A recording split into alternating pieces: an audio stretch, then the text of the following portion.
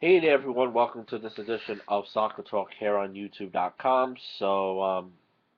Welcome. Of course, a couple of hours have passed since the Confederations Cup.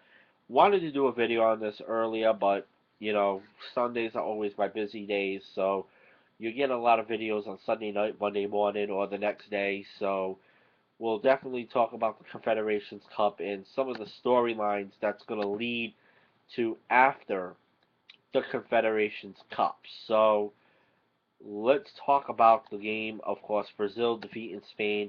I went with the prediction route that Spain was going to win this game 2-0. Well, vice versa, because what Brazil did, and I never thought I'm going to say this, but Brazil came out and basically squashed Spain in this game. And the player of this game was Fred, 2 goals. He got one in the second minute of the game. Brazil had an early lead. Neymar, of course, Neymar gets a goal late in the first half, 2-0 Brazil after half, and then as we start into the second half, Fred does it again, makes it 3-0.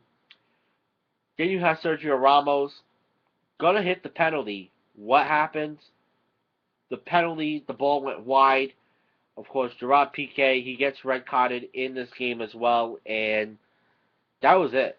And you got to talk about Spain over here, because Spain, this team is the best in the world. What happened was 4 years ago, they lose to Team USA in the semifinals, 1-9. Many people were like, oh yeah, Team USA, they're starting to be on the rise. And I remember too, because I do cover Team USA soccer. And Team USA, when they won that game, shocked many soccer fans from around the world. Eventually, they lost the Confederations Cup to Brazil. Um, 3-2, 5-star classic. Ever since they've been doing these 4-year formats, the only 5-star classic that we've gotten was the United States and Brazil. That was it. 2005, Brazil against Argentina. That was a 5-star classic already. It was a 5-star classic of a dud, and then this game was a dud. And then what happened was Switzerland in the first game, if you remember, beat Spain 1-0, and many people are like, "Wow, this could be the decline of Spain."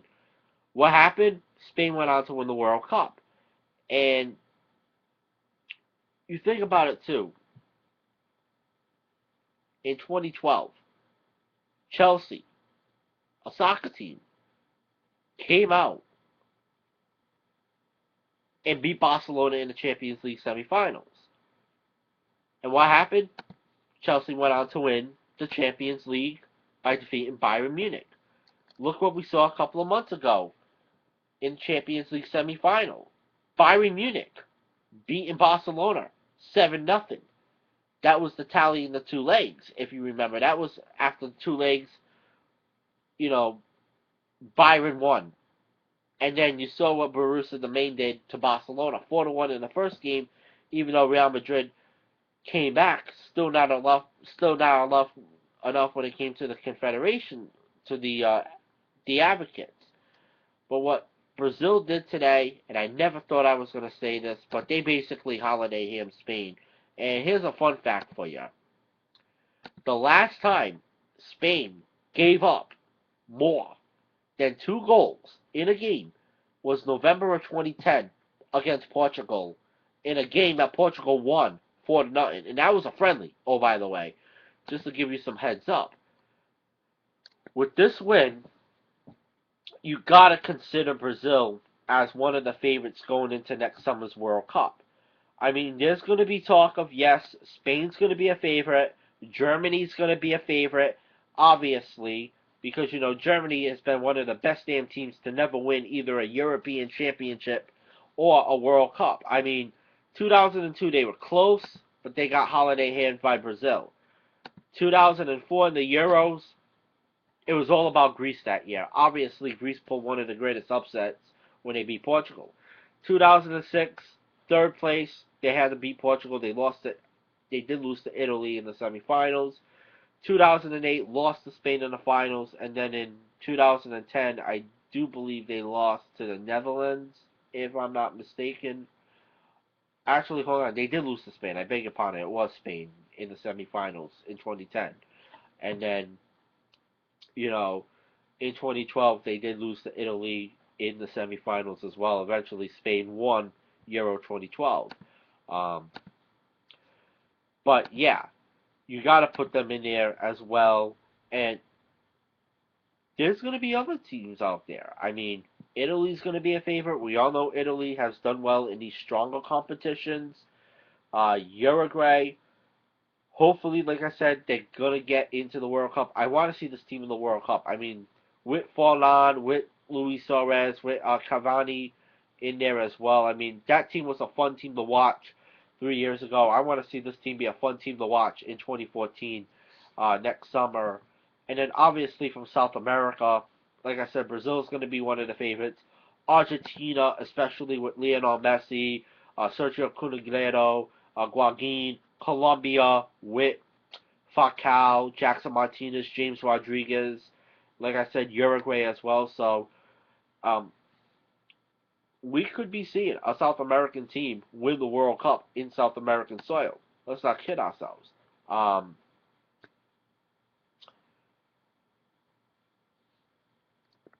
but yeah, I mean, we'll just move on. Um, like I said, Spanish soccer, and one of my friends was just telling me this on Facebook earlier, is on the decline. I do agree they are on the decline. I mean, don't get me wrong, Spain, they've won back-to-back European championships, 2008 and 2010, but they won the World Cup in 2010. And you also got to think about it. Barcelona, 2009 and 2011, they won the Champions League. And don't get me wrong, Barcelona's still going to be a favorite to win La Liga next year because of the fact that you got Messi and Neymar on the same team. Um, but you got to figure this out as well. And I want to get more into the Barcelona topic because Barcelona, for the last 2 years, ever since that 2011 Champions League win, which they defeated Manchester United, they've been knocked out in the semifinals. Like I said, Chelsea and Bayern Munich. Um, and then, of course, Spain, they had a tough time against Italy. Yes, they had a tough time. Even though the penalty kicks were really interesting, they got lucky. They won that game on penalty kicks. So, and you also look at it, two of the biggest stars for Spain, is Xavi and then Iniesta. And, they're not getting any younger. They're getting older. Xavi's 33 years old. And Iniesta is 29 years old. And Carlos Puel, you know, he's had some injury problems throughout the year. Also, you got to consider Fernando Torres. Fernando Torres, whether you like the guy or you hate him, he has his critics around the world. So it does tell you that with this game today, Spain and Spanish football did decline, and I kind of said it a couple of weeks ago to my friend after what they did to Uruguay and Tahiti that they were putting Germany on notice. Well, Germany, after what they saw today, they're basically going to be putting uh, Spain on notice, and they do have a game this week, a European qualifying game this week on, I believe it's against Northern Ireland. So yeah, let's see what Germany can do this Friday against Northern Ireland. That's going to be interesting. And there's two things I want to get into Brazil. David Luiz. I mean, know a lot about this kid. Played for Benfica. I mean, did win the Liga dos Stars with Benfica a couple of years ago. I believe it was like 3 years ago. Um, Now he's at Chelsea, and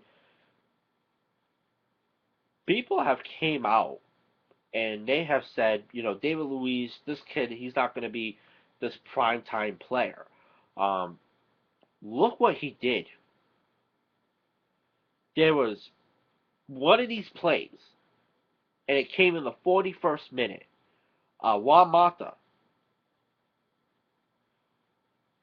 passed it to Pedro. It was a 1-0 game. Pedro, he took Marta's pass, I should say, not class, pass. We all thought we were going to get an equalizer. All right, 1-1 game. It's going to be very interesting when we get into the second half. David Luiz, oh, by the way, playing with a broken nose. Yeah, playing with a broken nose. In one of the games, I don't remember what game it was in the Confederations Cup. But what he did, David Luiz recovered behind Julio Cesar to clear Pedro's shot off the line and to save Brazil's lead. I mean, that was, to me, the play of this game. That was a beautiful tactic by David Luiz. And last but not least, you got to talk about Neymar. I know a lot of people say this kid is a celebrity. I don't really think he's a celebrity. This kid, he's the real deal. I know he's been playing for Santos for years, but look what he did in this tournament. Scored in all 3 group stages. Got the game-winning goal against Japan and Mexico.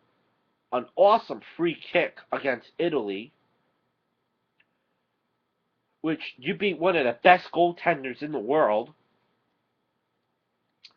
And then a brilliant goal to make it 2-0, beating Iker Casillas. This kid, I want to say it right now, you're looking at Brazil's next great superstar in Neymar. You heard it here first. Just, he had a really awesome tournament, and yes, he does deserve the Golden Boot. Without a shadow of a doubt. I mean, he does deserve it. So, can't wait to see what this kid's going to be doing next year for Brazil. And, like I gotta say, thank you to the country of Brazil for hosting a good Confederations Cup. Even though all the stuff that was happening, the protests over there, people were obviously pissed at the government. I really hope that they really do keep this World Cup in Brazil for next summer. I mean, you saw the national anthem. One thing that I'm going to say right now, that I liked about this Confederations Cup for the past 2 weeks, is when Brazil had their national anthems, and you saw it today,